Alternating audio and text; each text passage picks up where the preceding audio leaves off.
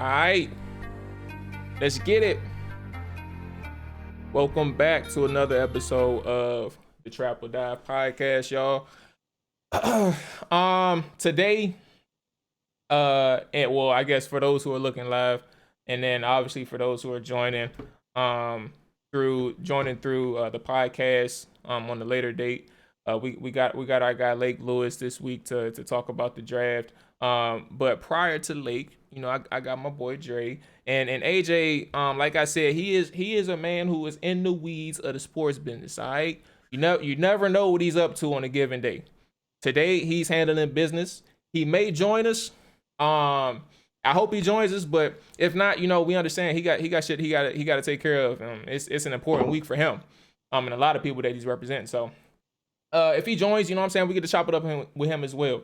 But today we got Dre. Dre, how you feeling right now, my brother? How's everything going today? And how's your weekend? It was a great day, man. 85 degrees. I can't complain. You know what I'm saying? I'm going to take full advantage of these 80-degree days because it'll probably be 30 next week. So, oh my goodness. You know what I'm saying? that's the hell that is the DMV. I tell you. I know you said you took your dog to the park today, man. Now, we had our story, our situation that I shared with you, last week or maybe 2 weeks ago now.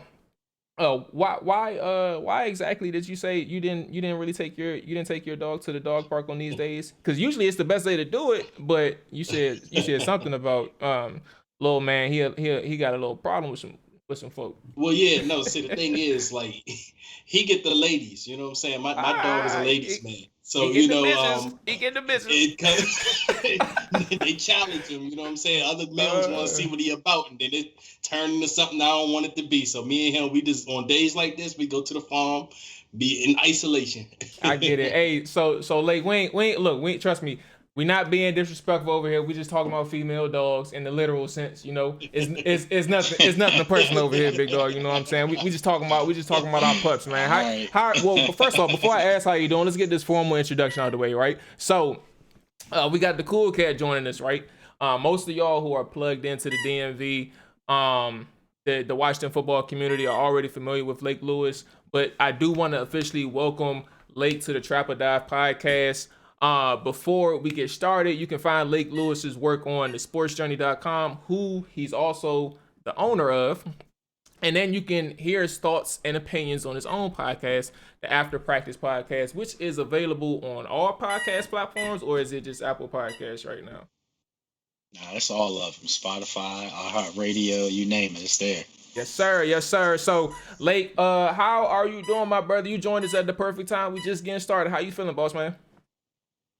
I'm good. How about yourself? Look, I can't complain, man. Like Dre was talking about this. It was an 80-degree day outside. I'll tell you one thing. When I woke up this morning, matter of fact, no, 6:00 this afternoon when I clocked out, I'm like, bruh, it's hot as hell in my house. It's unusually hot. So I'm sitting here looking through my ADT app. I'm like, something's got to change. So I'm like, okay, let me go ahead and get ready for the show. Let me turn the air conditioning up.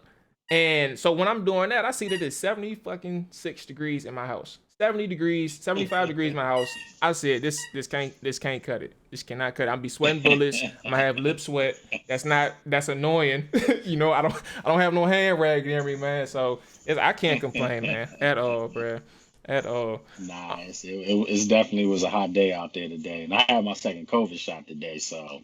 Oh no! Yeah, well, I mean, good, but yeah, exactly. That's where I was getting. I mean, I'm a little sore, but yeah. I think it's mental stuff, man. I think if you accept that you're gonna be in some pain and feeling crazy, you're gonna feel that way. Right. So I'm not gonna lie though, I'm a little tired, but it's also because it's getting late.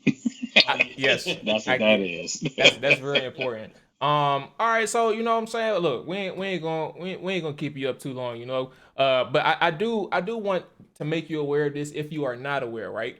The fan base of Twitter, on Twitter, for whatever their reasons are, they have their favorite beat reporters and stuff like that. I will tell you this: you are consistently brought up as one of the favorite beat reporters on Twitter. You like recently, I know we used to interact a while ago, but recently you haven't tweeted often. But in general, when people tweet or when people see your tweets, and hear your thoughts and opinions and stuff like that, they're all ears. Like every single time that you talk, they're all ears. Do you pick up on that when you're reporting and interact or simply interacting with the fan base, that they're listening to you?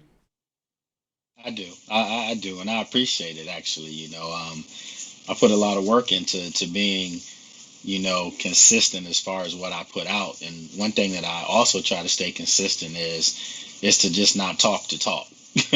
So I've had to back away from social media a little bit because it started to just be too much. And I had DMs, and I mean, game day is crazy. I had people asking me final score, who's doing this, and I'm like, I don't work for FanDuel or DraftKings or anything like that. So I just, I had to tell myself to lay off a little bit. But come Thursday night, I will be back in the mix, and things that I hear that's about to happen, I'll be able to converse with that stuff. But yeah, I just think sometimes you get to a point where you are people tweeting to be seen for themselves, or like, what's the end result? My end result is I put news out that I feel like is pertinent to the fan base. But I know so much stuff. I mean, I have guys coming to my house for dinner. I'm not tweeting that stuff out for people to see. That's not necessary. For sure. Disco, what's going on, boss man? Dre, Disco said what's good, and obviously, Disco mentioned, Lake. He respects your work as well. I'm not sure if you interacted with Appreciate Disco. that. Yeah, Disco on Twitter. Absolutely. A few times probably. I sure did. But yeah, hey, Disco, if you got any questions in chat, if y'all have any questions for Lake, go ahead and shoot them out. We'll get to y'all questions as soon as we can. But yes, shoot them in the chat. We'll definitely get them out there. Lake, I actually I have a follow up before I even ask my next question. How has the break from social media even treated you? Because I know, like, a lot of people talk about like social media cleansers, right? Because that shit can be really toxic.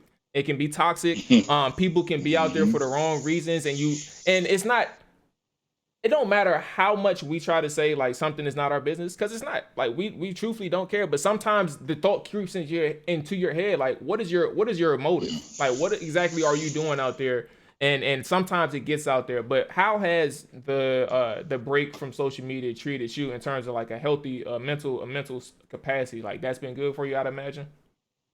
Oh man, you have no idea how good it's been. And it wasn't to slight, people who've been supportive of me over the years, because I'm appreciative of that. And I haven't gone anywhere, but I put a little bit more effort back into my business. Sportsjourney.com it's not just Washington. And I made a conscious effort to not flood the site with Washington, football news, specifically because I have great people doing other work. I have Karita Parks covers the Washington Wizards and the Mystics, and she's doing a great job with her podcast, that she has with Candace and some of the other girls. So I have Bob Matthews, who's covering the Capitals for me. So I needed their stuff to come to the forefront, just so people could see that we're a diverse group, we're well-rounded, and it wasn't a Washington football team site. And I think the message has kind of sunk in a little bit to some people, because I've had a lot of people say, "You all right? You good? You're not sick or nothing?" And I'm like, "Nah, man, I lost weight willingly, working hard to lose it." But there's a time and place for everything, and obviously now with the draft being here, football is going to start coming back. So yeah, you'll start seeing a lot more of my stuff. But I got a couple other announcements I'm making too coming up real soon that I'm really, really excited about, and one of them does have something to do with FanDuel, so we'll talk about that in a little bit. All right. Hey, I like the little hint to the plug. I get it, man. I love it, bro. I love it, and I'm glad you're doing well. And I'm glad everything is good on your end. So obviously, like I said before, like, this is when we spoke. A lot of people want to get straight to the football talk, obviously, because you're a beat reporter, and that's fine. But I think one of the casual mistakes, especially people that interact with you all the time, sometimes like they just don't know the people that they're talking to. So I felt like this was kind of like that angle that we can try and get at and speak towards when we have you on the show, Lake. And obviously, like, my next question leads to that. What led you to becoming a sports journalist and a beat reporter? I don't know if it was like your goal to be Washington football, like in this area, but just in general, what led you down to the route that you are at now? Well, sports has been part of my life from day one. I played football and basketball. I think I was a better football player than I was basketball, truthfully. But Okay, what position? ironically, wide receiver. I was Okay. wide receiver on offense, safety on defense. So, but let's just say this, I had an opportunity to go to Penn State's football camp and did really well. And, heard some talk about getting looked at and things like that. But when I saw the size of them jokers, man, I was like, I might have to uh, opt for the other sport. And ironically, I ended up going to Penn State and playing ball. So, it just, it always stayed with me. But while I was at Penn State, literally, I was walking on for basketball, and I had one of those crossroad moments. Just so happened to be that they were looking for some students to do sports reads at the student ran radio station, just nightly reads, give sports updates. And I date you guys quite a bit, so this was before cell phones and all that stuff. You know what I'm saying? So hey, look, I I was around, man. You know what I'm saying? okay, yeah, Depend on yeah, what year. 93 I was born, so I was around. Oh man, that's when I was in college, man. So you know what I'm saying. So I literally I signed up to do that, and this crossroad moments presented itself to me, and I'm forever grateful for it. The owner of the station, guy Dave Dombrowski, came up and mentioned that he's really looking for underclassmen to work with his two seniors who were calling the football games, play by play and basketball. And he was like, but you can't do that because basketball. And I'm like, no, no, no, no, no, no, no, no, no. I can do that. And I don't have to play basketball because at the end of the day, I didn't have aspirations of going to the pros everybody thinks that, but you got to be realistic at some point. Yeah. For me, it was just to basically help me in college, get to college. And so I always wanted to be in sports media. And that was my moment right there where I had to make the decision. I remember talking with my parents, and my mother was like, it's a no-brainer. My father was like, well, you still can hoop if you want. Like, nah, I'm gonna go ahead and do this. So I took that spot, and then a year later, they named me the student sports director of the station and the play-by-play voice for Penn State football as a student. And I did that, and ever since then, man, I've just had opportunities present themselves and feel real blessed. But a lot of it's hard work, and I say this all the time as a black man, I didn't have a mentor in this business at all. So now that I have the opportunity now with my format and forum that I have, I appreciate, all the fans and things like that. But I don't look at people as fans. I look at them as my friends, my supporters. I've always told myself I'm going to be able to, help, anybody that reaches out to me. And I think you can poll people, you can ask them. I've gotten back to just about everyone who's ever said For something sure. to me on social media. Yep. That's just, something I'm trying to do right now. So, one of my next questions had actually to do with it's not literally the in your field having a mentor and things like that. It just struck something in me because like I've seen you at some of the places that I was allowed to with my media access and things Mhm. like that, and I've been able to talk to certain people and things like that and have that opportunity to connect with some people, but to that degree in my personal experience, the hardest thing that I've experienced was trying to get those connections with certain people because some people just want certain like I'm the non-traditional route. I did Me too. fucking Me I too. Me did too. business management or business administration in college. I went to UMUC grad school. I did homeland security management. I'm still finding a way in this thing, right? But I'm not getting as far because certain people is like, bro, who have you worked for type shit. I've worked with plenty of people, but it's not the people that they want. My point And being, it's not. Yeah, it's I not to cut you off, but I love hearing people say this because your route is my route because I didn't go straight from Penn State to the ESPNs of the world. No, I had, a job as a pharmaceutical researcher. oh wow, I had other jobs, but I still held on to my dream. And then finally, it's just like things just laid itself out for me like perfectly to get back in the door. And then from that point on, I was in the door for 7, 8 years as a drive time radio host on ESPN Radio. I was doing my shows, daily shows from ESPN Club at Disney World. And ironically, it was the Dwight Howards and Keon Doolings of the world that told me, man, you're making the station a lot of money. You might want to consider doing this for yourself. And that's when I decided I'm going to do this for myself. And that was a very unconventional route, so much so that, I got some family that's not family anymore because they were like, what are you doing? Yeah. That's the thing where, again, with us, and not to make this about race, but it's true, with us as Black people, a lot of times we don't see a blueprint on how you run a business. We don't see a lot of these things. And some people just get comfortable and say, I'm going to stay in my space and not take risk. Well, that's just not me, man. I am the biggest risk taker you ever going to find. You never going to know how far you can go unless you take some risk, and you got to sacrifice some things along the way too. I've done that as well. So it's not an easy road, but if this is what you want, your hustle will get you there. For sure. So what is, trust me, for everybody who's here live, we are getting into Washington football talk. Okay, we're getting there. But what was one of the toughest things that you had to, face when you were coming up in the journalism field? I know you mentioned earlier obviously the mentor part, and then obviously trying to have the right direction when there is no direction from the place that you're coming from. But what is one of the toughest parts that you had coming up from Dakota? Watch out, coming up in the journalism field. I mean, it's been several things. I mean, you didn't have right look. You weren't the right look.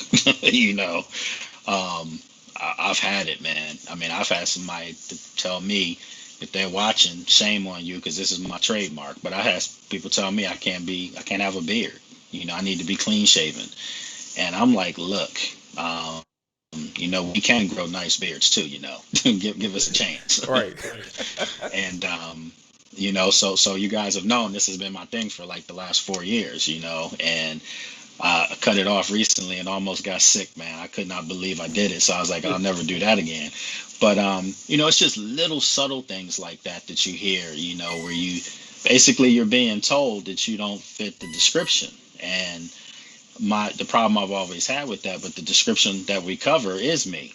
So don't you want to have a little bit more representation of someone that may be able to talk to guys in a different capacity? Exactly. Somebody that does have a background of playing themselves. There's a different approach you take in the locker room when you have all those things working for you in your favor. And there's no coincidence that a lot of the guys on this team, have taken to that. So, that's just me. That's just the way I try to do things. I don't put microphones in people's faces and stuff like that. That's not my style. My thing is, this isn't to be cocky or anything like that. You guys know me. I'm not like that. But my thing is, I don't need to put a microphone in a guy's face because that guy could call me on the phone. I already know the information. Yeah. It's just different approaches. Works for different people. So everybody doesn't have to have the same style. And, so that's one of the things that, we try to separate ourselves with. Hey, as Maul was mentioning earlier, man, a lot of us are big fans of your work. You've always kept it professional and everything, man. So we always love following you. But with that said, I did want to get into a little bit of Washington football talk, specifically with Ron Rivera, and the new staff and everything. I know you probably haven't been able to be around the building too much with the COVID protocols and all, but I'm sure you covered the Jay Gruden era. What's the noticeable difference so far with the culture that you've noticed with this new regime as you're covering the team? That's a super easy question, and it's professionalism. You guys know that at one point I was a Jay guy. I was a guy that was trying to defend him, that I thought he was good for the team at the time. There's a lot of us. But then when they needed, but when they needed to take that next step is all about being professional. It's about your preparation for games. They didn't have that, and that fell back on him. When you have God nipple pinching you and stuff like that, that's not. Can you imagine somebody doing that to Ron? Right? No, they might be banging out there on the field if they did that. I mean, seriously, So that's what I'm talking about. There has to be a hierarchy to things, and it has to be a respectful hierarchy, not just, not like how when Shanahan was here, he was the coach. He was more like a paranoid coach. Everything had to go his way because he was paranoid. Yep. But Ron Rivera's a people person. He's been upfront with us from day one. Hell, his first couple of days he got here, he started following me on social media, and I was like, wow, no coach ever does that. But he wants to be in the know. He wants to know what's being said about them. He wants to know who's angling things differently. So it's just professionalism. Their preparation is like night and day, and that starts with him.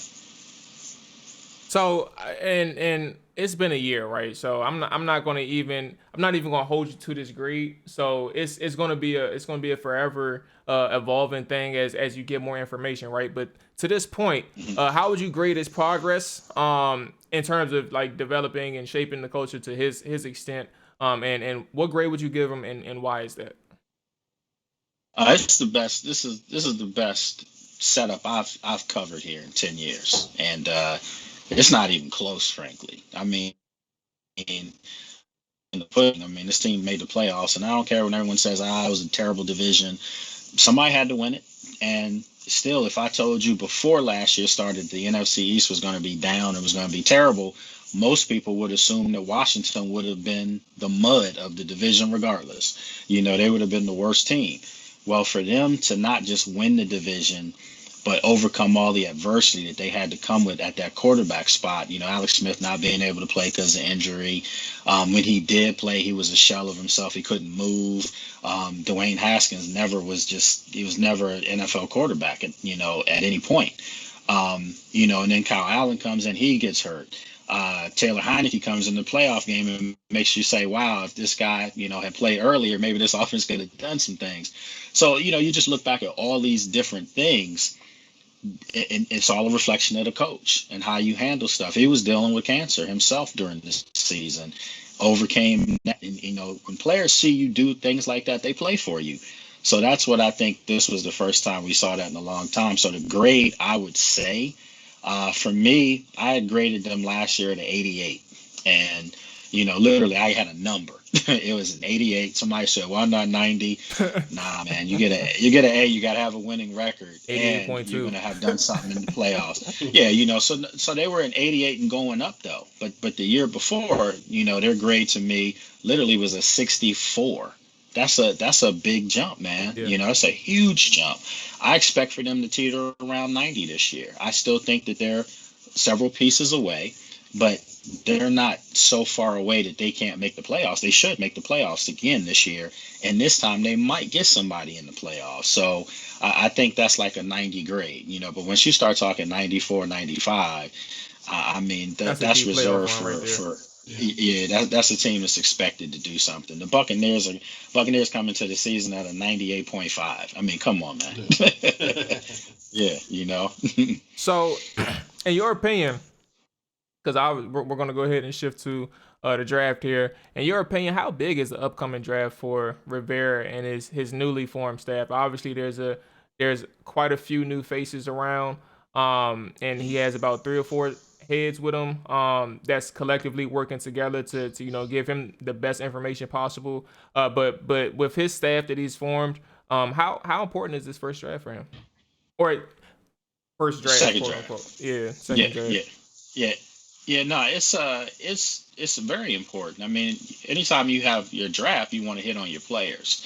Um, they're going to start finding out that, and this is good for the fan base. So anyone that's listening right now that's a fan or watching, you want to be picking as low as possible in the first round because that means you had success that season, the previous season. So when you start picking at 19 and 20 and 21,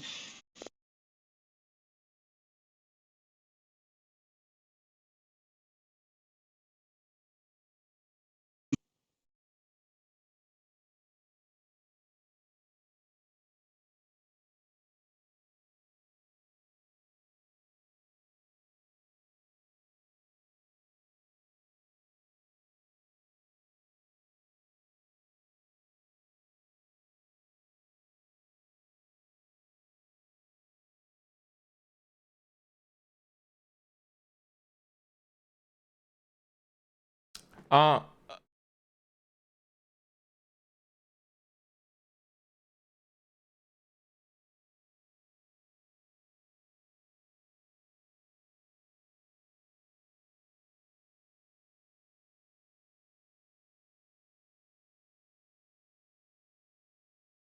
All right, 1 second, y'all. I got y'all. I'm about to go ahead and try and rework that.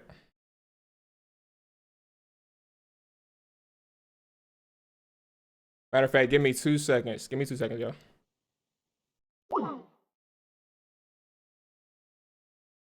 All right, so look, yep. Hey, it's everything. Yeah, everything's cool. So what I'm about to do is we're about to restart the Skype call. So I'll be back in literally. It'll be two seconds. So give us 2 seconds, and we'll be right back with a new call, and everything will be straight down.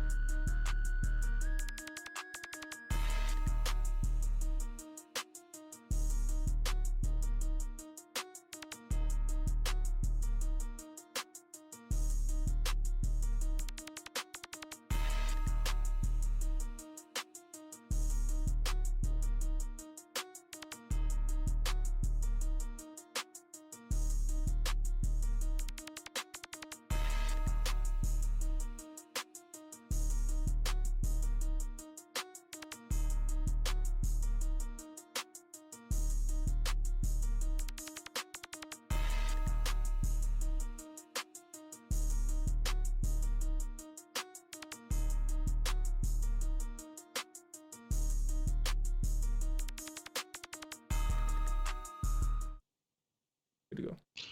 Okay, yeah. So no, like I said, with the whole draft thing coming up and the hype that's going to be going over the next 2 days or so, the smoke. Recent reports are saying that the Washington football team looks like a likely contender to move up in the top 10 and get a guy who starts falling at QB. Now, what's your thoughts on that? You think there's anything to it? I mean, there's always a possibility. I don't see it happening, though, personally. That's just me. And I say that because, you brought in Ryan Fitzpatrick. That's your veteran presence. You re-signed Taylor Heineke for 2 years. You still have Kyle Allen under contract. You have Steven Montez, who was on the practice squad and did come back and suit up, the final 2 games last year, one being the playoff game. He was your backup for the playoff game.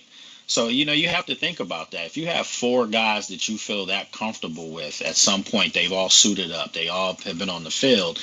I just think that, you don't make the moves that they made to still try to bring in another quarterback, and you have some holes that you have to fill. Naturally, if a Justin Fields or, the kid Wilson from BYU, if these guys fail, then it changes everyone's outlook in the draft, not just Washington, but other teams now might be like, wow, I wasn't expecting this. So, that's obvious. If anybody who desperately needed a certain player and that player starts to fall, I'll say this. If Micah Parsons, and I'm Penn State dude all day, we are, by the way. If Micah Parsons starts to fall and he's sitting there at 13, 14, 15, you might see Washington try to move up to grab him. That would make sense to me. But to just jump all the way up in the top 10 to grab a quarterback when you have some guys that are already serviceable on a team that had adequate quarterback play last year for 16 games. I'm talking about the same guy. Alex Smith was 5-1. We know that, but he was a shell of himself. He couldn't move. He wasn't mobile. Dwayne Haskins wasn't ready. So if they had a guy that was under center for 16 games, there's no doubt in my mind this team would have won 10 or 11 football games. So I just think they're going to see where they're at 19, unless something miraculous happens and they have to move up. They could, but I think they're going to be picking at 19 personally. So that kind of actually brings into one of the questions from the viewers, right? Sports Only Talk asked, and you kind of answered this already, but at the same time, we'll give another stab at it. But Sports Only Talk asked, do you think Washington wants to trade up for Fields? So with that being said, I guess the key word is want. In your opinion, do you think that's something that they want to do, is trade up for Fields? I mean, again, this is my whole. That's why I'm not a GM because every year the NFL is going to give you 4 or 5 quarterbacks. I don't care who they are. They're going to shake a tree, and 5 quarterbacks are coming down in that top part of the draft, first round. Some of those guys may not even be warranted, but they're still going to do that. This is a quarterback league. It always has been. It always will be. So you're going to have 4 or 5 quarterbacks next year, probably 3 that nobody even knows of as we speak today. When you go back just a month ago, no one knew who this kid from Stanford was. I mean, let's be upfront about this. You know? 100%. So this is what happens with the league. They shake a tree, they get some quarterbacks. They need that. That's promotion. That's just the way this league is built. So if you're Washington, can you wait till next year? You know, is your defense is right there. That defense last year was a, A- defense to me. Okay. If you get yourself a freak middle linebacker, and there's a couple in this draft, if you get one of them and you don't have to, shake up your draft picks, your tree, you can still pick at 19. Listen, that pay scale for that player ranges as well. They have a lot of cap room, but you still could create even more cap room if you stay at 19. So let's just see if the guy that's on your board happens to be around that time frame. Again, I think personally you have to, the magic number for Washington to look at is 13. If they get to 13 and you see some of these big name guys still on the board, you might see some maneuvering. But the way things are going, I don't think a Justin Fields is going to be falling. I know people keep saying Michael Parsons is going to fall. A lot of mocks have him going to Washington at 19. Anybody that passes on that guy, you're going to regret it. Trust me when I tell you, because he's a stud. He's a freak. I would love for him to fall to 19, because if they walk away from this draft with Michael Parsons, his impact would be the same as Chase Young's last year. It'll be that scary. No, I'm glad you mentioned that, because especially with the Parsons thing, I'm not too much of a big fan of going up too high for a QB, but if Parsons starts hitting 14, 15 or something like that, I'm going right there and getting him. And it's funny because the last few years we went defenders in the first round: John Allen, Daron Payne, Montez Sweat, Chase Young.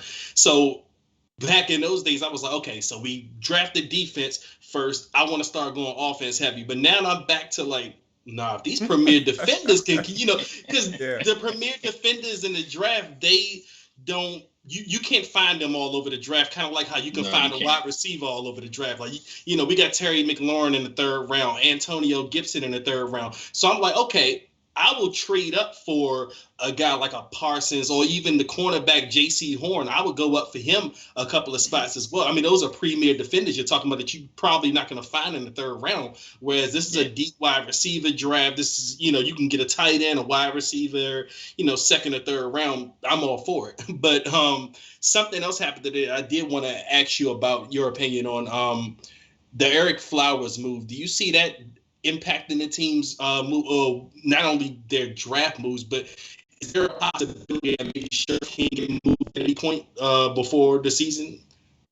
Yeah, I don't think Brandon will get moved at all. I mean, I think the long term is that they would love for him to be here. You bring in Eric Flowers, and it's almost a brilliant move in the sense that you're getting back one of your better linemen from a couple seasons ago now on the cheap.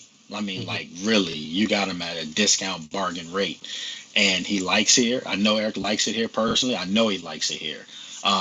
He enjoyed his time here, but when you get a bag offer to you, you're going to take it, and absolutely. To go back home, of course, you're going to do that. So, but I think, these are the type of situations where, Eric took he actually worked with Miami to make this trade happen, to come back here. That tells you all you need to know about the culture that's here, about the way people on the outside are looking at this team and their trajectory. People are looking at this team as one of those up and coming teams that they kind of want to be a part of, now that it's starting to happen. New team name, all that stuff, it's a lot of changes going on here. So, for a player like that to want to come back here, that's a good sign for them.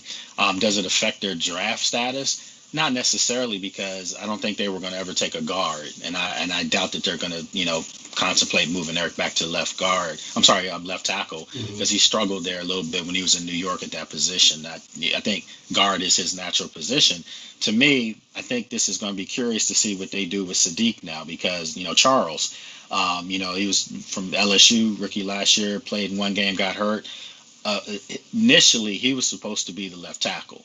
So Right. now they looked at it like maybe they can move him in the left guard, but you can't do that because you already had somebody there last year too, even before Erickson. Now you have depth across the line, but more importantly, I think all these guys are interchangeable. I've been saying this for a long time, and Big Mo, that's my dude, Morgan Moses, that's my guy right there. I've been telling Morgan for years, man, why don't you go in there and just say, let me play left tackle and move to the other side? You can get paid. Well, what is he saying? I mean, Morgan's a team guy. He's like, man, I'm play wherever they want me to play. But I'm like, listen, you're getting older now, and that money's there at left tackle, and he did play some of that last year, and he actually played pretty well. Mhm. So I don't think they don't know that in the building. I mean, come on now, I'm not stupid. I know they don't like me saying certain things, but that is known in the building. So you might see some things change this year. Trust me on that. Okay. So a couple of more questions from some Skins Washington football fans out there. Skins fan, I don't know. It's a Twitch channel. We can say whatever. But just to circle back on Parsons, K-Bob. I'm assuming this is Kevin from Twitter, man. If that is you, what's up? What's up? Appreciate you for checking us out. But question is as follows: Lake, as a Penn State guy, what do you make of Micah Parsons' alleged off the field allegations? Is it just young mistakes or a pattern, or just something simply benign? Like what is your take on that situation there, if you have a take? I do have a take on it, and sometimes people say, you got to be careful what you say. Listen, man, I have seen some things in the locker room, some bad things, but I didn't think that the people who were doing certain things were just awful people. I attribute the situation up there because Yatur Gross Matos was part of this allegedly. No one talks about that. He was a first round draft pick last year. No one talks about him, and it's because Parsons is such a huge name in the state of Pennsylvania. I mean, this guy was a phenom. Signed with Penn State as a sophomore in high school. McDonald's All-America, whatever you want to call it. As a sophomore in high school, so that limelight's always been on him, and then to have this situation happen. The irony of it is the young man that alleged it happened. I went to Penn State with his dad. His dad played football at Penn State when I was there, and it's an unfortunate situation.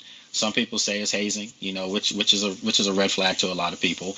But those are things that happen. They really do, and I don't want to make something like that come across as if the young man's just a horrible human being, and those red flags are there that he's not going to be coachable, he's not a team player. There's none of the above with that stuff. This guy was a dominant player at his position and was a generational talent. But as you guys know, in NFL circles, things come up, and some people use those things to hold people's their draft status there. But then hey, Mac Jones, had some DUIs. But I don't hear much about those things. I don't hear a damn thing about it. And you're probably only like the second or third person I've heard bring it up. Like, just even me reading or listening, you're probably like the second or third person that brought it up. Right. So all I hear about him is how great his leadership qualities are, and he's a great kid, and he probably is. I'm not here to say either way, but let's give him the benefit of the doubt. He's a great kid and he's a leader. I mean, Parsons, same thing. I didn't see any DUIs. I didn't see any off the field technical stuff like that. I mean, what happened in their football building, with a teammate. So again, I'm not making excuses for anybody. I'm just saying that before we start labeling kids, as treating them like grown adults, I will say this: Parsons has a daughter.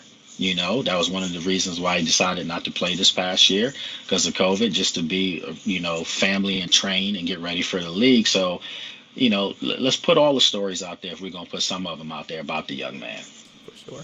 And secondly, Disco mentioned, this is a comment, and I guess we can all have an opinion on it at the same time too. So this is a comment based on the quarterback part, right? There's a 0 chance Ron Rivera comes out of this draft without the quarterback of his defense. Oh, see, I tried to lead. I tried to do a little good leading, and I messed up. So he's talking about defense. He's agreeing with you in terms of the Parsons part. So you mentioned 13 being the sweet spot, and he's mentioning there's zero chance that Ron Rivera comes out of this draft without the quarterback of his defense. Which is I can agree with that. I can agree with that. Because there's other guys. I mean, Zaven Collins isn't a guy that you could look at from Tulsa. Jamin Davis from Kentucky.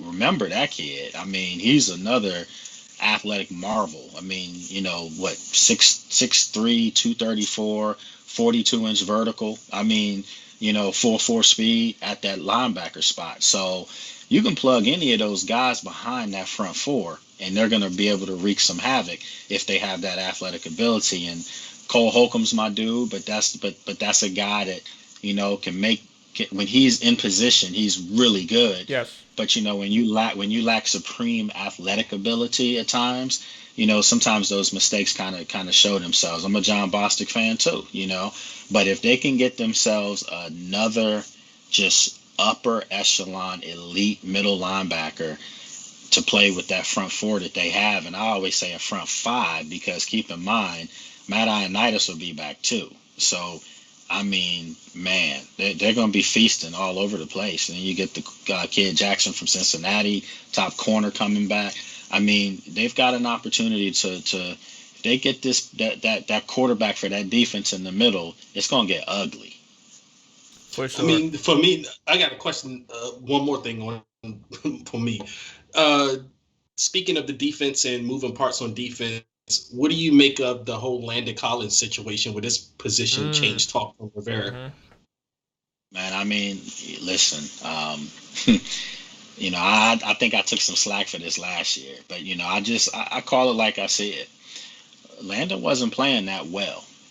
I mean, he just wasn't. I mean, maybe certain factors played into that, schemes, things like that, learning a scheme, new scheme with Jack Del Rio, but I saw Cam Curl come in and just it was to the ceiling from that point. The defense took off, and there's no way, if I'm coaching, there's no way I'm giving Cam Curl's job back to anybody. I don't care who it is. That guy solidified himself as their starting strong safety. And in my opinion, Jeremy Reeves solidified himself as the starting free safety. I'm comfortable with those two young guys back there manning the backfield on defense. I am. I think with Landon, his best games are when he's close to the box. He's more of a hybrid type, one of those back a couple years back, there was like the Mark Barons of the world. He's a hybrid guy. You put him close to the line of scrimmage. You play him almost like a fourth linebacker and let him do some things there. But, they're giving him a lot of money. And, if the grumblings that I hear that he doesn't want to switch positions, you may not have a choice. You may not have a choice, or you're going to see yourself being a backup to someone that took your job. So, now, first off, I agree. And he's in a situation where you've already stated, he's in a situation where look, the injury did you no favors. You didn't look good essentially before you got hurt. On top of that, in the offseason, I mean, this is what people do, is their job, right? But in the offseason, he's saying like this scheme does numbers for him in his game, it just makes him better. And then week one starts and how it unfolds. It's not necessarily, right. It didn't necessarily look too good for Landon. So he's kind of pinched. And so I agree in that aspect. Like if Ron says, like he said, those are Landon's words. If Ron comes to him or the team comes to him and tries to, say, I think we should consider you at linebacker or you should consider it, it's not necessarily a consideration. It's like, bro, we need you to play linebacker. Nah, and there's no consideration. It'll be, listen, the only way you're gonna get on the field, for the kind of time that you want, you're gonna have to switch positions. You're gonna have to do something else because this young kid back here is my man. I mean, this is my guy right now, and you saw the defense take another step when Reeves and Curl were back there. Yes, you saw it in the Dallas game tenfold. You saw it in that Dallas game. Before any Cowboy people out there say Dak wasn't playing, listen, man, stop. The bottom line is they were making plays out there. And I saw Cam Curl get better in his pass coverage as the season went along as well. So you started to see him start to elevate his game in other aspects, and it's just going to be nice to see where he is in the year 2 of his growth. I wouldn't move him at all, though, at all. But for Landon, it might have to be a tough conversation. It might have to be even. We might have to look for a mutual partner to trade you to or something like that. But coming off of an Achilles injury, trust me, I know, because I ruptured my Achilles. It's not the same. It's going to take some time to get back to where you want to be. That's not knocking Landon. I don't want anyone to say I'm knocking him, but sure, you're coming off an injury, and now you're going to have to prove to people that you can get back to the level where you were when you made the Pro Bowl in New York. And the irony is you weren't playing at that level here since you came to Washington. For sure. So, Lake, you've been great with your time, man. We have 2 more questions on our end, and then we have, I think we got 1 more fan question. And like I said, you've been great with your time, man. I honestly, to be honest with you, Dre, this might actually end up being the episode. We may do like a couple of the mock drafts, but Lake has been great, man. So the 2 questions on our end, right? What is your top roster spot or top roster void, excuse me, that you think Washington must fill when the draft is all said and done? If it's it can be a position, well, that's literally it. But what position or roster void do you think Washington must fill by the end of this draft when it's all said and done? Personally, I mean, we've been talking about it all night. It's middle linebacker to me. It really is. The defense can get by without it. They still can be one of the top, 5 best units in football. They were number 3 last year without that. But you saw in certain games, the middle of the field was where everybody attacked that defense. That's just every game where they had problems. It was the middle of the field was just being exposed. So you need somebody that can patrol the middle of that field, and it would take this defense to another level. If they can get that, the defense alone can win you 4 or 5 games alone. And now you have more adequate weapons on offense with Samuels and Fitzpatrick. They should be able to do some things if they can get that position. So for me, it's middle linebacker. And lastly, we gotta go back to quarterback, right? Because everybody loves to talk about the position, despite what they may do in the draft at quarterback. It's 17 games this year, so do you see Fitz being that guy for 2021? Injury aside, we're not talking about or barring injury, excuse me. Is Fitz the 17 game starter for the Washington football team in 2021? Let me say this, and with all due respect, I'm not saying today that Ryan Fitzpatrick's guaranteed to be the starting quarterback. I still think Taylor Heinicke's going to have some say in this thing. But I will say this, whoever is named the starting quarterback, there will be no intent to be playing musical chairs at that position. Whoever is named week 1 starting quarterback, the intent's going to be for that person to carry them all through the season. So to get back to it, if it is Fitzpatrick, yes, I expect for him to start every game. If it's Heinicke, I expect for him to start every game because you don't want to play that game, that musical game. I do think, somebody gave me a truth serum. Yes, I do think Fitzpatrick's your starting quarterback. And I'll say this, name the best defense Fitzpatrick ever played with. We're on the opposite side of the ball. They were shortening the field for him. On the opposite side of the ball, they were giving him turnovers where he wasn't having to drive the ball 90 yards because he was playing on bad teams. This is the best defense he has ever played with. I mean, this will be his 18th, 19th season. You can look up the stats and tell me this will be the best defense he plays with. And if they get that home run middle linebacker, it definitely will be the best defense he plays with. And he's not going to be having to throw for 400 yards a game. It'll be none of that. He'll just have to manage the games, throw the ball deep on occasion, and get some W's. Now, I will say this is a little give and take, right? So 2015, because I talk about this, somebody else asked it.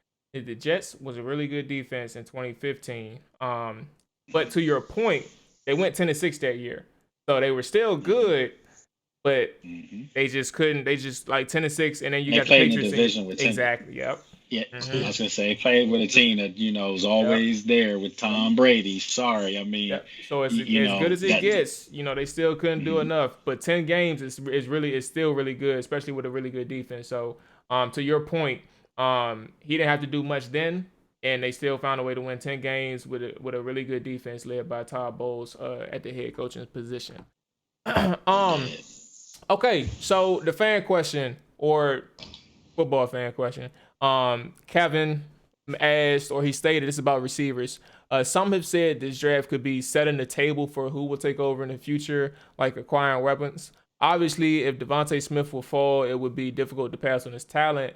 But would a receiver like Rashad Bateman open the other side of the field for Terry, like as a Keenan Allen type? Like, what's your opinion on like a preference? Devontae Smith, Rashad Bateman. Where are you at with those two, and what fits Terry best, his skill set? Yeah, I mean they're both really, really good. Whoever wrote that, they obviously know their stuff because a lot of people aren't mentioning Rashad Bateman too often. And to me, Rashad Bateman is like an Art Monk type. I mean, he's a big receiver that can get you some 50-50 balls, and to me personally, that's exactly what this offense needs because you have Curtis Samuel now, and Curtis Samuel is I mean, he's not small from a weight standpoint. I mean, he's rocked up, but from a height standpoint, he's not tall. And you have Kelvin Harmon, another name that people have to remember. They forgot about him. Had a really nice rookie campaign, and then he tore his ACL. So he's still working his way back. So you can't put a whole lot on his recovery at this point. So I think this team does need a possession receiver, a big, nice target, that can move on the outside and do some damage. So if Bateman's sitting there at 19, that's a possibility. I mean, I definitely think that would be a possibility. Another kid that I like is the kid Marshall from LSU. I mean, oh yeah, yep. another big receiver. But see, those guys are guys that Bateman should be gone in the first round, but you possibly could find one of these other receivers in the second, third round. I agree with what we were talking about earlier. If you have a freak sitting there, somebody that was supposed to be a top 10 pick, you got to get them. You got to find a way to walk out the draft with them. If it's a receiver, and there's several in this year's draft, I mean, you can get really nice players. The kid from USC, I'm going brain dead. That's like three-part name. You talking about the tackle? I mean the guard. No, wide receiver. Wide receiver. Amon Ra. Amon Ra. That's his last name. If you look him up, he's all Pac-12. He's a Amon really Ra good receiver. St. Brown. Kevin Order. There we go. Yes, sir. Yeah, that's it. Very good receiver. He's probably going to be picked in the third round. So that's what I'm saying. You don't have to reach at this pick. This pick has to be something that's a slam dunk for you. But I'm a fan. I'm a fan of Bateman, though. I will say that I'm a Big Ten guy, so I'm a fan all day. I've watched Bateman. I got the guy Tyler. I think Tyler Johnson the year before he got drafted to the Bucks. Man, I really like those two. Man, they stood out. Like anytime you popped on a Minnesota game, they stood out.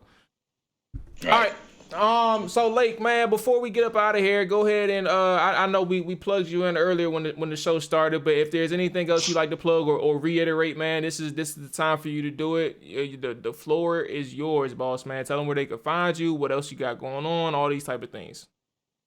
Yeah, man, you can find me on social media, on Twitter at Lake Lewis, Instagram, Facebook, Lake Lewis Jr. Obviously on sportsjourney.com. Check out everybody else that's with me. They're great work on Sports Journey. Doing a great job, like I said, covering all the local sports teams here in the area. And then check out the podcast, After Practice with Lake Lewis. I've been saying for the longest time I'm going to start making it a daily thing. I'm almost going to have to now with some sponsors coming on. So, I just venture to say, let me get through this draft, and then I'll be back in the fold, and you'll see me back more on social media and all those things. But I appreciate all the support, and I see you doing your thing, and I remember you and I talked at training camp a couple years back, and just keep grinding, man. Keep grinding and lean on the people who want to help. I'm one of those people. So, lean on the people that want to help, and it's not a big deal to us, to help. It's something that should have been done for us, but, as I say, suckers be are suckers at times. So now those are the people that call me. Nope, no, I'm not interested. So let's just keep doing your grind. For sure, man. I appreciate the kind words. I've been going through a lot, man. I spoke with Kyle too, and Kyle understands That's the my things guy. he's man. He is top tier, bro, and he understands the things that I go through too. And the people that I've tried to talk to, and he's tried to help me out with, and things fell through for XYZ reasons, man. So I definitely appreciate that. And then obviously we appreciate that here on this new venture, man. Twitch is kind of a new unfound area in the skins community. So I'm taking my stab out here. And I want to bring, obviously I got Dre along, and you're actually the first beat reporter on here. So it was really important that I reached out to you first, because it was going to set the tone the right way. So I definitely appreciate you joining us for the pre-draft pod, but also the first reporter to join the show, man. It was definitely something special, man. Appreciate you. All right, anytime, man. Anytime you guys need me, just let me know. I'm here. Yes, sir. Yes, Appreciate sir. you, Lake. All right, take care. All now. right, boss. Take care, man. Appreciate you. All right. Here we go. All right, y'all. That where we at? We are at 50. I think we started like 55 minutes or something like that. So that was a really long time with Lake, and in a good way. He gave us Dakota. Why are you biting my chair? He gave us quality quality content, man, and quality discussion. I hope everybody who tuned in live was able to enjoy that, man. And obviously the Penn State thing is actually good because I never really in Disco, you brought this up, right? Baker Mayfield was on camera resisting arrest, Dre, and still went number 1 overall. So that just kind of tells you where people's mindset is at. Dakota, relax. Where people's mindset is at when it comes to like certain players. And it doesn't have to necessarily be race related, but at the same time, when you talk about a Micah Parsons, a guy who is just really talented, they're gonna, try and put those distracting, those red herrings out there to try and to try, bro. Put me in the show. Put me in, coach. to try and distract people. Like she done got me distracted. But yeah, that was really important when it comes to Micah Parsons, because I'm a fan of him. I'm a fan of Micah, especially if he's available to us or he's in reach. Yeah, no. Micah Parsons, he's definitely high. I mean, for me, where we're picking at 19, I got to say Micah Parsons would be the ideal pick for me because I believe he's the best linebacker in the draft. I mean, if you can get that. I mean, I guess if I can compare it to previous drafts for us, it's similar to Jonathan Allen in a sense. Like we had no idea Jonathan Allen was going to fall to us. What was that? The 17 draft, I think that was. He was talked about as a top 5 pick until I guess people started talking about his, I guess, arthritis, shoulders, something, whatever. They said it was going to give him problems down the line. But anyway, he fell down to us. That was a guy we weren't expecting. And I didn't think about it too much, but he would have been my ideal pick that year. And you look at Parsons the same way. So that's why I said I would not be upset. I would look for a trade up for Parsons before I would go out for a quarterback in this draft. Like, because to me, he would make the biggest impact right now, and not only now, for the foreseeable future for any pick we can get this year.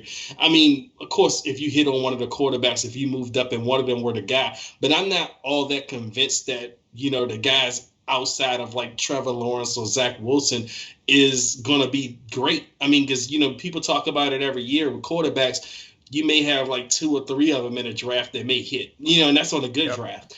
But, the rest of those guys, you don't hear about them. You don't talk about them too much. They busted or whatever for whatever reason. But obviously, I hope that we were to move up for a guy. It's a guy that they love and a guy that they know they can mold into something in this league. But as I would stand by that, Parsons could be the biggest impact player that they can come out with in this draft.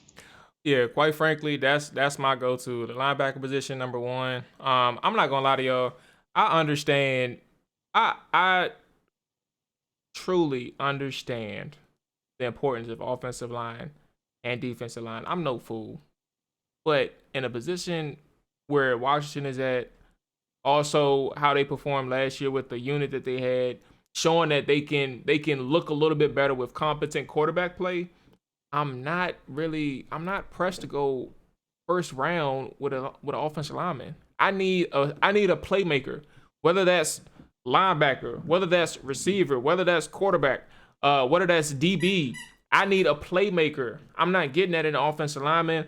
First round in this type of position that they're at, I am all in on a linebacker, say Micah Parsons. I am all in on a trade up, safe as far as pick 13. For me, that's where I'm comfortable at it. I am fine with certain things, but go get a playmaker.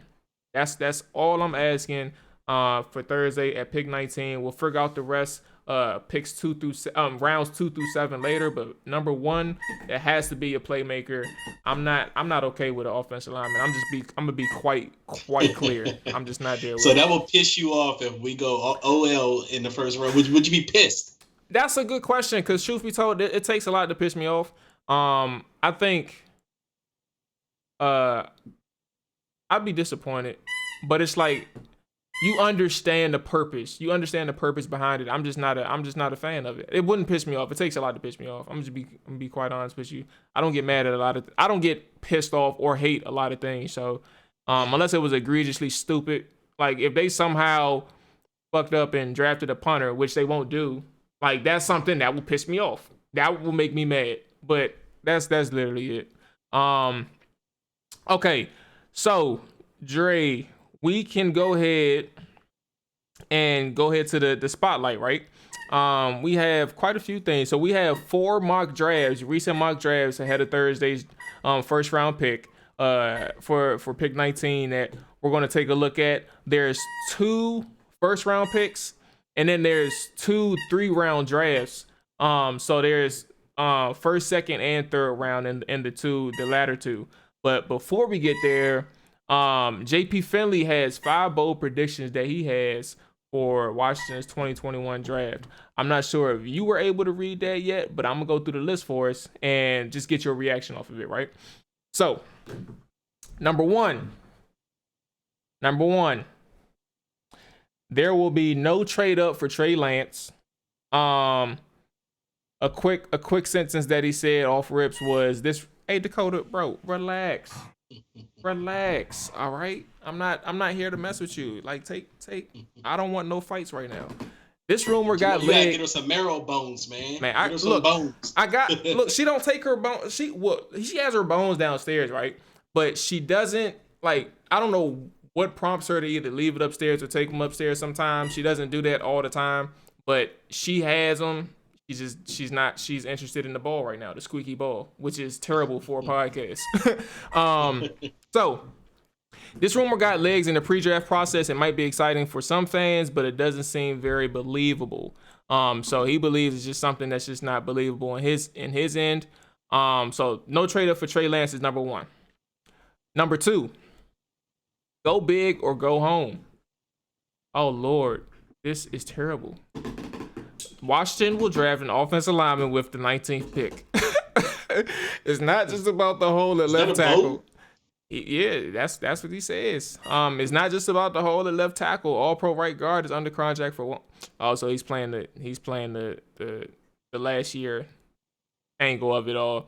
So he's essentially getting at that the left side is completely up in the air. This is actually pre what's his name? Eric Flowers. This is pre-Eric Flowers. So who knows where he stands in terms of pick 19 now, but that was his bold prediction. So he thinks that Christian Darrisaw or Elijah Vera Tucker is probably in play for Washington at 19. So that's number 2. They will select a lineman with the 19th pick. Number 3, there will be linebackers. Both coaches complained about Washington's linebacker play last season. They lost Kevin Pierre-Louis already in free agency. And Rivera's pre-draft comments mentioned the depth of the linebacker position in this draft. So that's number 3. There will be. That's kind of fun. That's kind of a funny caption. I'm like, there will be linebackers, but he's basically saying they'll end up. Oh, the bold prediction is they will end up drafting 2 linebackers in 2021.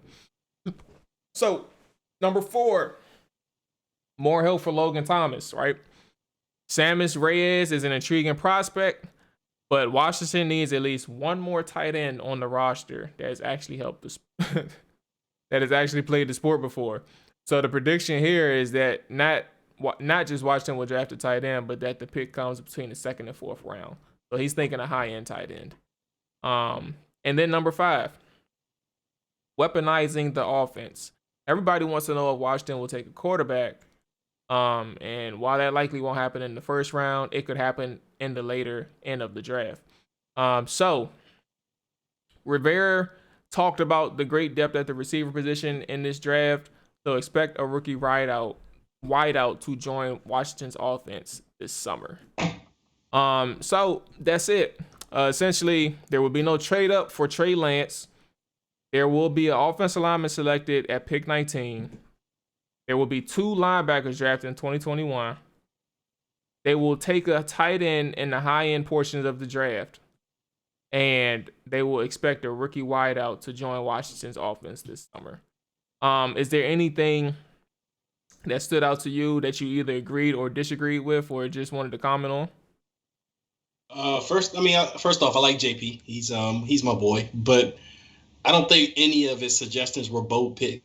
I think all of them were, you can kind of see it. Like, rational. We've been mocked with, that's what I'm saying. We've been mocked with offensive linemen. I've seen in lots of mock drafts, which makes sense. I mean, as we just talked about, you said you wouldn't necessarily like it. It's not the sexy pick.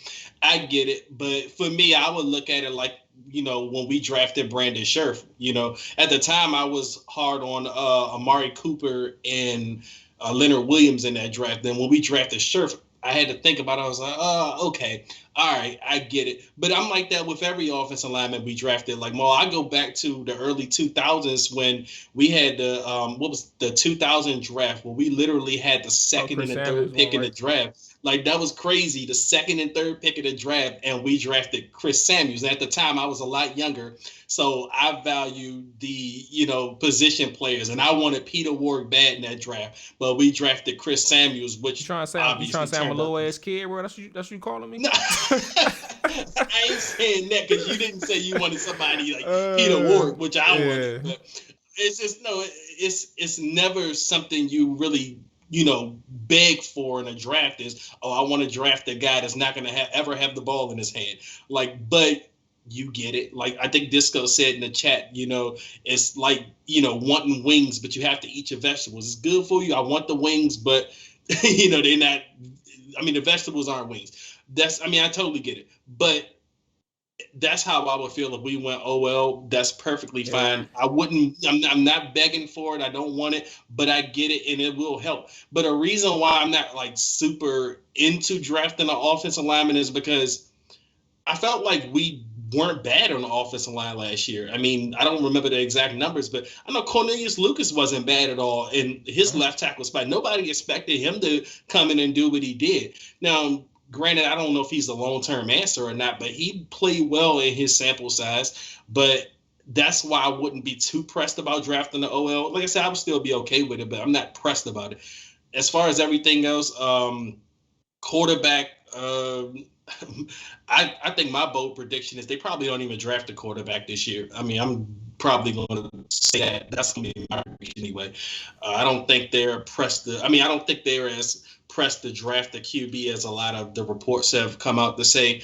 And I'm completely fine with that. You just keep building the roster. Right now, we're building a professional football team. We're building a team where you can look at all over the roster and say this team is getting better at every position. Like last year, what was it? People said we had the worst wide receivers in the league. And, we had some sleepers. We had guys come on. You still have Terry McLaurin. We added Curtis Samuel to that group. And you hope, you get another guy in the second or third round. A sleeper guy for me that I would mind seeing the team go out there is a Rondale Moore. Like, I think he can make this offense explosive. You probably can get him in the second round or something. But, yeah, I agree with JP. I thought it was all rational. I didn't see any bold things on there too much. Yeah, so I think the one thing that I wouldn't disagree, but I would adjust would be the first thing. There would be no trade up for Trey Lance. I would just actually do the inverse, that I guess fuck it. Fuck it. It's bold, bruh. I do think when pick 13 comes around, Washington will be in play for a trade up. I don't think they're going top 10. First off, Philly, Dallas, and New York are all between 10 and 12 or 9 and 12, so that's not going to happen. And you will have to pay a hefty price to get up in front of them anyway. With that being said, 13 rolls around with Los Angeles, in that area, the Chargers, you'll probably be looking at a sweet spot for them, and that's where I'm looking to trade up. So for number one, that's the only thing. I mean, everything else is rational. I don't have a problem with that. Even with the offensive alignment, as much as I'm complaining about it right now, I will be frustrated in a sense that I would have preferred somebody else. But if they do it, it's whatever. Number one, I think if 13, you're around that range, Washington will be in talks to trade up.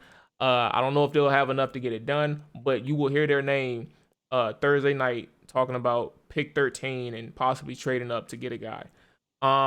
Okay, so as we were talking, Disco mentioned, he said you can't draft Darrisaw if Jamin, I struggle with his first name, which is sad, or JOK Jamin. Jesus Christ. When I look at that, I think Caribbean for some reason. Jamin. Yeah, exactly. that's why I struggle so much. But you can't draft Darrisaw, or if those two, him or JOK, are still on the board, or even Bateman or Smith. So he's talking linebacker or receiver. You can't really draft offensive tackle. And in my opinion, Disco, look, I'm with you. I don't give a fuck. I'm not drafting offensive lineman. If it was in my power, I just can't do it. I can't do it. So that was that. Now we have, did I miss any comments?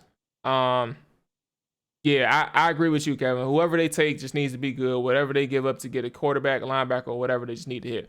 Plain and simple. Obviously we can't predict the future, but that's literally it.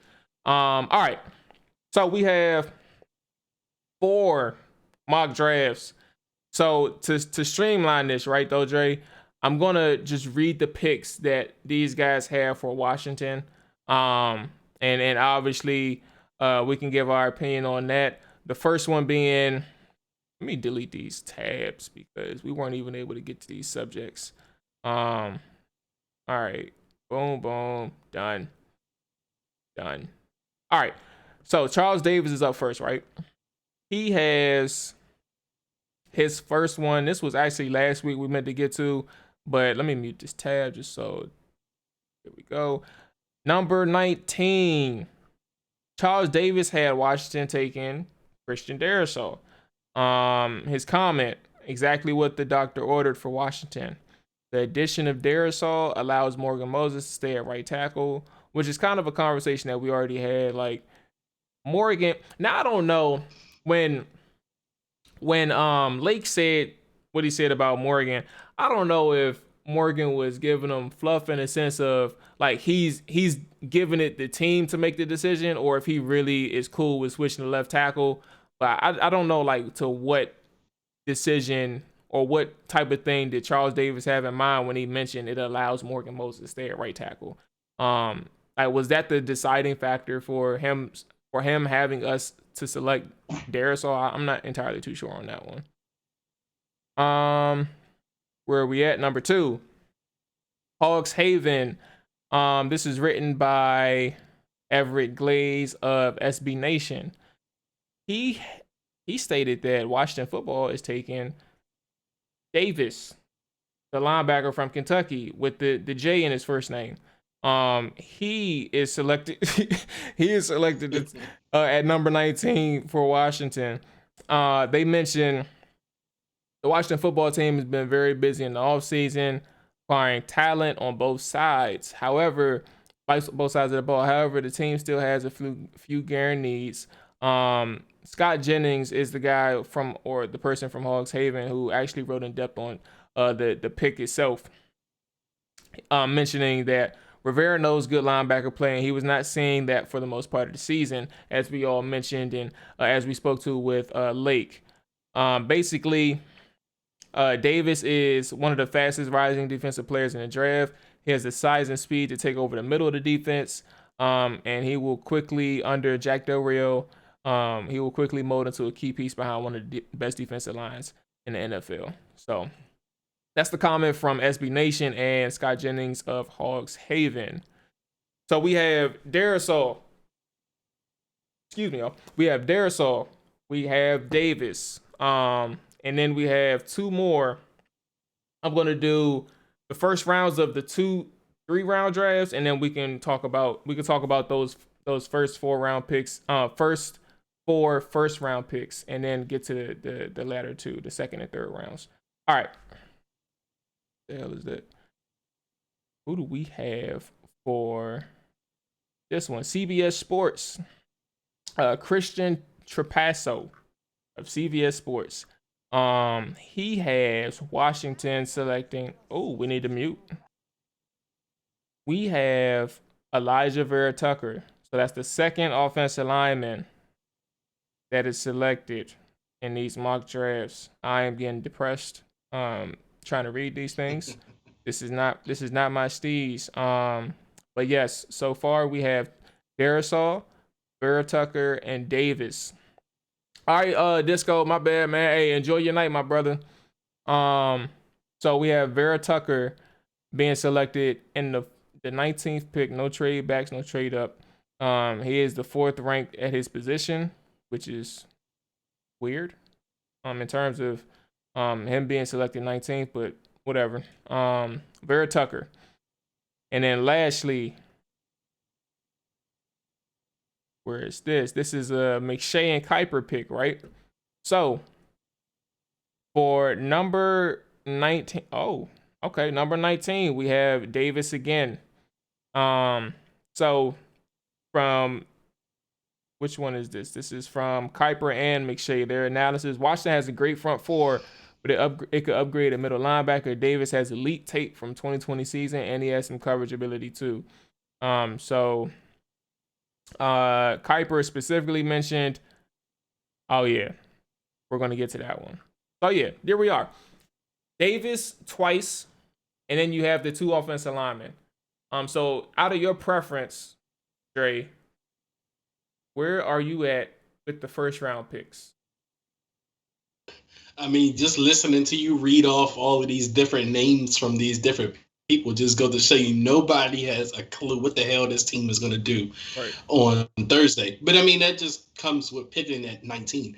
And for me, I feel like, we're going to do all of this talking about the same 5 or 6 cats, the same guys you keep bringing up, the same guys I keep seeing in mock drafts. It's going to be a guy that ends up falling in this draft, and they're going to pick that. That's probably what's going to happen. That's usually how it happens for this team. Like, they usually get a guy that ends up falling to them that they had no idea that's going to fall to them that goes there.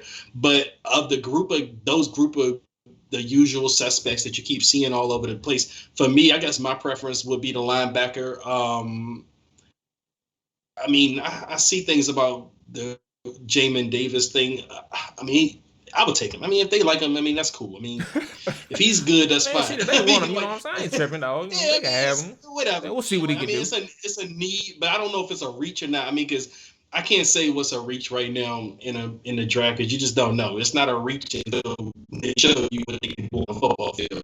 But, yeah, I mean, if you're giving me the usual suspects of the names, I'll go him. Or even, like I said, it's not sexy. I know you're not going to like this, but the Darrisaw kid, I would, looking at him as well, if he was to fall there at 19. I mean, because he's obviously a left tackle. You can roll with that. Shaking my head, man.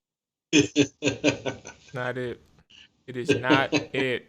So what would you do, Mo? Who would be your guy? You could have it your way. You'll go with Davis. Give me Yamin, man. Give me Yamin Davis, man. But Yamin. Give me Jamin Davis. That's who I need on my team. But seriously though, I am, like I said, first of all, we haven't had a coverage linebacker since London Fletcher. And that man, as tough as he is, he can only do so much in coverage, given that like he was going up against tight ends who were 6'5" and 6'6". Like he was 5'11". And he was really good in space. He had good awareness and stuff like that. But at the same time, that's the last time we had really a decent coverage linebacker. So you're talking, it's 2021, bro. Like London Fletcher been on he's last been on our team since 2013. That's a long, long time. So I am all in favor of Davis because of his coverage ability, but also his physicality, but also his ability to cover. I don't know how quick he is, but I do remember he's kind of a menace within the line of scrimmage in the box type thing. So I am a fan of Davis. I am also a fan of Parsons, but that's where I'm at with it. I'm like out of the 40 that was mentioned, or excuse me, out of the 3 that was mentioned of the 4 mocks, I'm with Davis, man. I really don't have a need. And also to sports only, your talk where you sports only your comments. You mentioned you don't think Tucker makes sense now with Flowers being here. Look, the more comments against offensive linemen, the merrier for me. I agree with you. Tucker does not make sense, and neither does Darisaw. Okay, we don't need it. but not seriously, Davis though for me, man. Like I said, I emphasize playmakers round 1. As much as offensive lineman can help, I'm not against it. But my preference has offensive lineman at the very bottom of the list. So that's that. So here we go with the last 4 picks. So we have the second and third rounds of the 2-3 round drafts, right? The second one from which one is this? This is Kuiper and Miche, right? So at 51 overall, Washington is selecting quarterback Davis Mills. So this is a pick that he made last week in his solo mock draft. Speaking of Kuiper specifically, Kuiper said that here's the 6th quarterback in the class, right? Mills is all over the place on teams' boards, but he makes sense in Washington, which isn't picking high enough to take one of the top 5 signal callers. Mills played only 14 games at Stanford, so there is some risk taking him any higher. My opinion off the rip, because we talked about this already, right? So I don't have a long-formed opinion anymore. I'm not into any of these guys who doesn't have that many games on tape.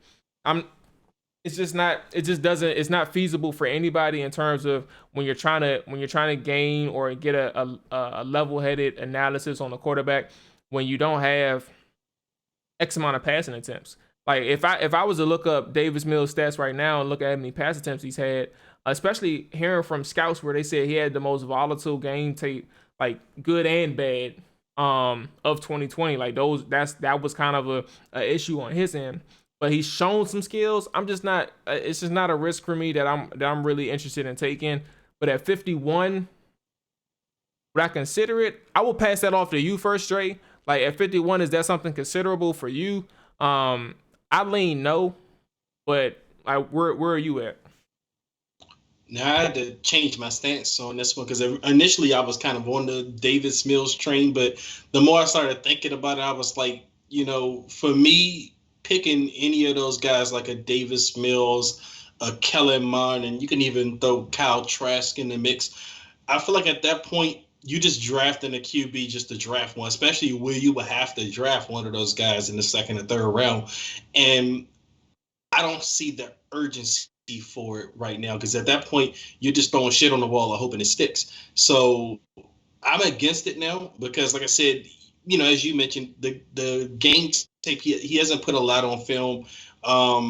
And we desperately need to hit on a 2nd round pick at this point because as everyone would tell you, we have been shit at drafting in the 2nd round for years now. I don't remember the last good 2nd round pick we made. So I wouldn't want to waste it on drafting a QB that has high bust potential and more so a developmental project. I don't think this team needs to do that. Just keep building. And that's why this is something we didn't talk about, as far as we've been talking about the draft the whole time. I wouldn't be upset if we traded down in this draft because think about it. I mean, if you could find a trade down partner in this draft, I mean, even, you go late 1st round, early 2nd round, whatever, and pick up another 1st rounder for next year, that's more ammo for your QB of the future next year. And then you would have 2 1st round picks that you can move up, in the draft next year and possibly get your guy. I just don't see the urgency this year of just drafting one of those guys like a Davis Mills or a Trask or a Kellerman, as we were talking about. Yeah. Like I said, I didn't have much to say on it because we spoke on this 1,000 times. Um, Mills is just not. He's just not there for me. No matter how much.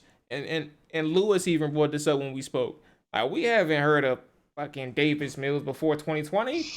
We don't know who he is. Yeah, and exactly. I told somebody last night when I was doing I was just looking at film of Cal Trask, and we ended up talking about Kellerman, right? Like prior to this year, because Kellerman had a really good year this year. He's been a starter for like 2 or 3 years.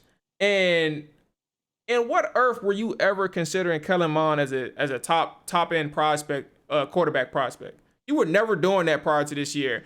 But let the draft experts tell it. They'll tell you, hey man, this is a guy that you really need to look into because Kellerman can be the real deal. Like it's whether or not they're right or wrong, it has nothing to do against the player. It's about the hype, the pre-draft hype of now somebody's so inflated you don't know where to assess them and where to analyze them.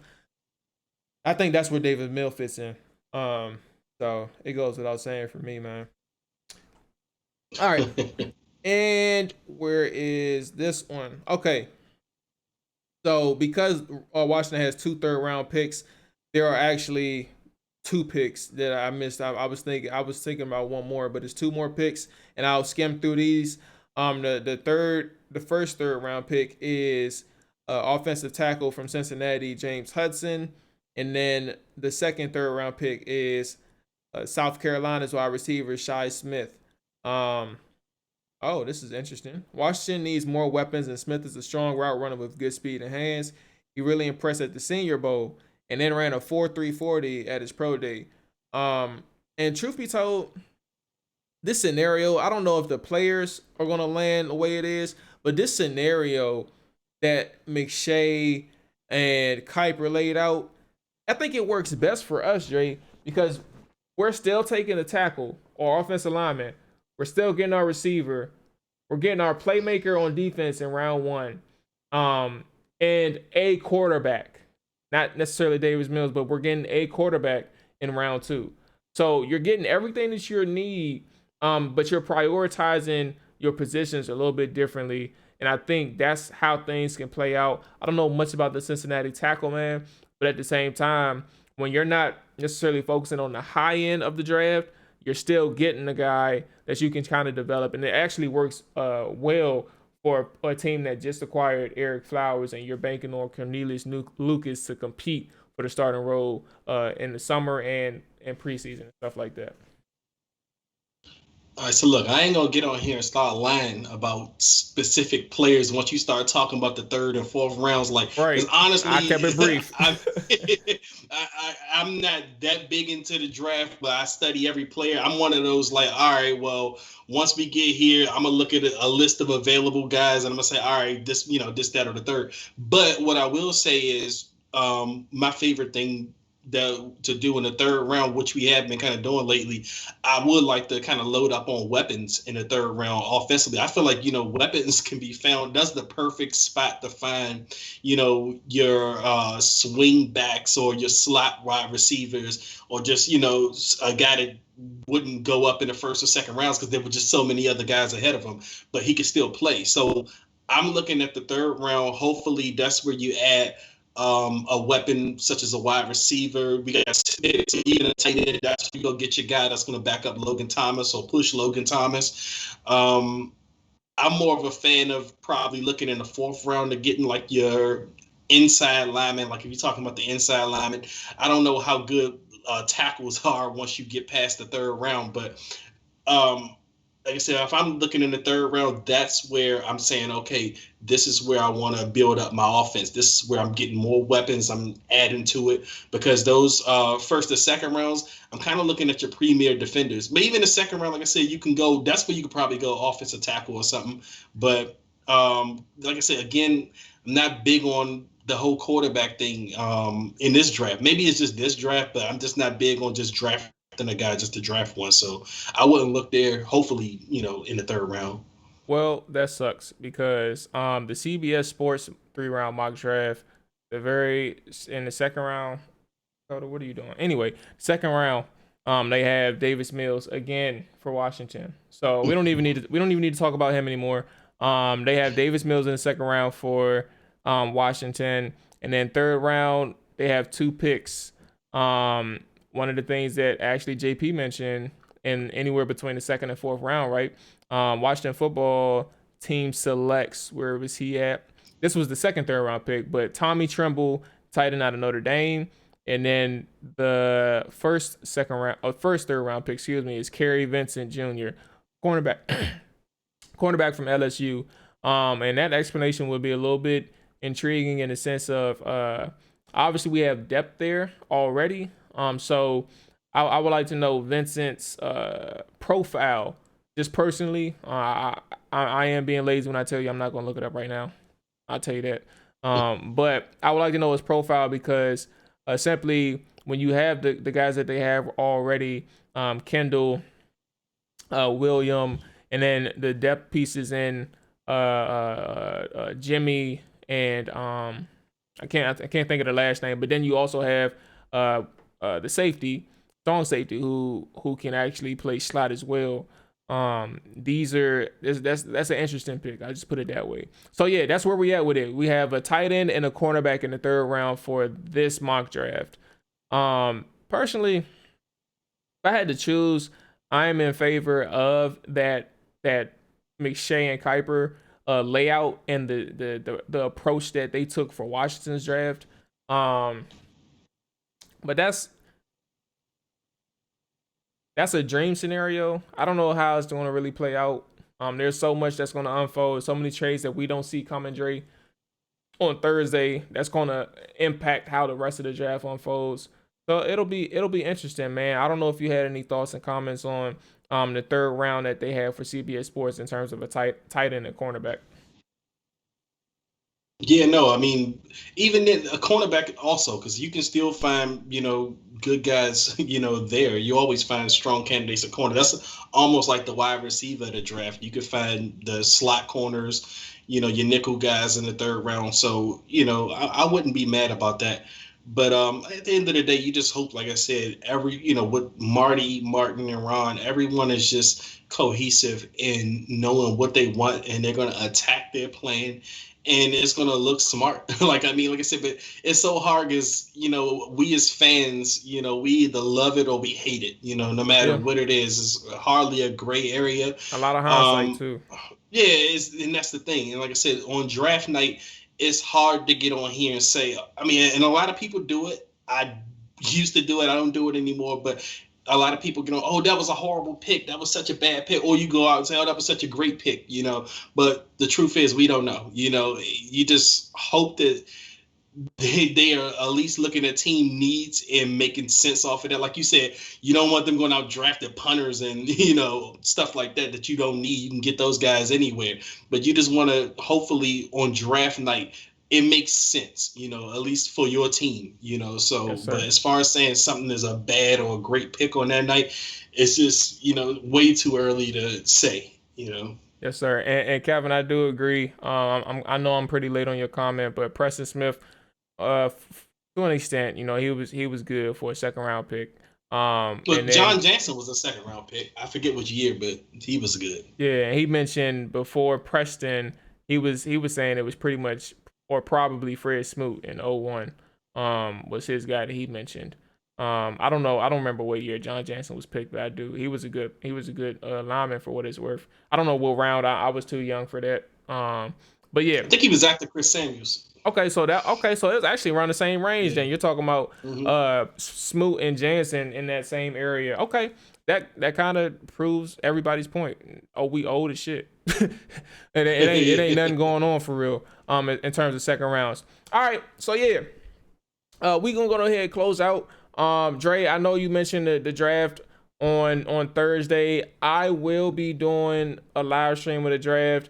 You are obviously most welcome to join me, man. This is gonna be, I'm not gonna lie to you, this is gonna be a little bit painful because I love my audio, so I have to find a way to do this so I can try to listen to it without the stream picking it up. I don't know how I'm gonna do it. I'm gonna figure it out. But we will be live streaming the first round of the draft. I'm gonna have the all 32 boys. They want to hop on, so we can all hop on a Skype call, watch the draft, man. Cool it, get our lick, whatever it is. Get our food if we on the grill. You know what I'm saying? Pick out and watch the draft unfold, my brother.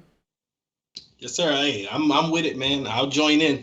That's a bet. All right, so look, we're gonna go ahead and close it out, chat, man. I appreciate everybody listening, and everybody who watched live. Kevin, I know you're still in here. 99. So that's when Jansen was drafted. Okay. So Kevin, I definitely appreciate you checking us out tonight.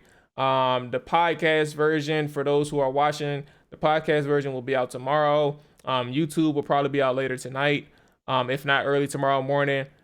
So everything's in place. Appreciate everybody checking out. All 32 will be here tomorrow night. So yeah, for everybody who watched in Salt Lake Lewis and joined in the conversation and just chatted or just watched and vibed out. Appreciate everybody for checking us.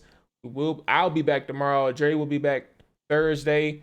We will catch y'all then. See what Pick 19 talking about and Ron Rivera and all them boys, man. Appreciate y'all for tuning in, man. Peace. Appreciate y'all, man. Thanks, man.